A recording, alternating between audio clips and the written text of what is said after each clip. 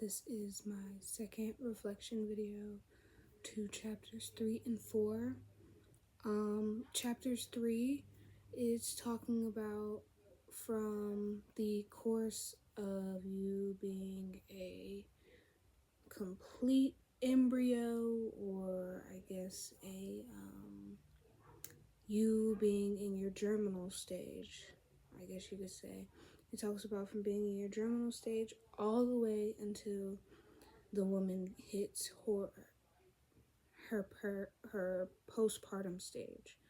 Now, when talking about the first parts of prenatal development, you're talking about like fertilization, and then during that fertilization you have the germinal stage, which is 2 weeks. Then you have the embroic stage that lasts all the way to 2 to 8 weeks. And then from about 7 months, you have your fetal stage.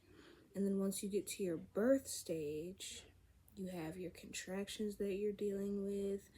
You have the baby moving to get to the birth canal. And then after the baby is delivered, you have to get the placenta, you have to cut the umbilical cord. There's so many things that go into just the development part, and that includes birth.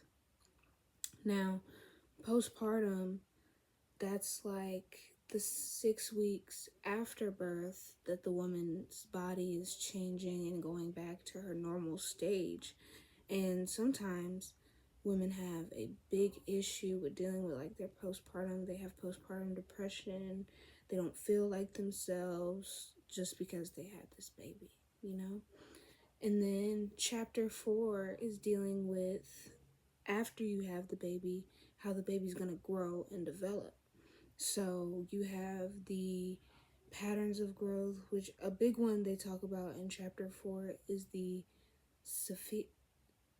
I think I'm saying this right, cephalical pattern, where the growth is happening just at the top of, the infant or child's head, from like the shoulders and like their middle trunk, things like that are developing as they're getting older. And then you have their motor development that they're gaining, and their motor development is what's putting their perception into life. You know what I'm saying?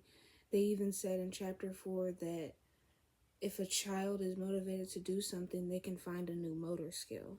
So it's all about how their perception is. And they also talk about the sensation and perception and how that ties into the growth and development of a child.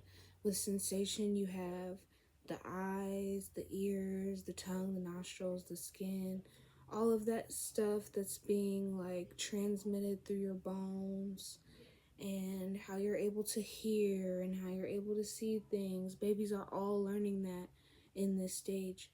And perception, when they're trying to figure out how they see things and how these things work, that's when all those motor skills are going to come into play and help these children develop into what they would like to become. And I think that's all. But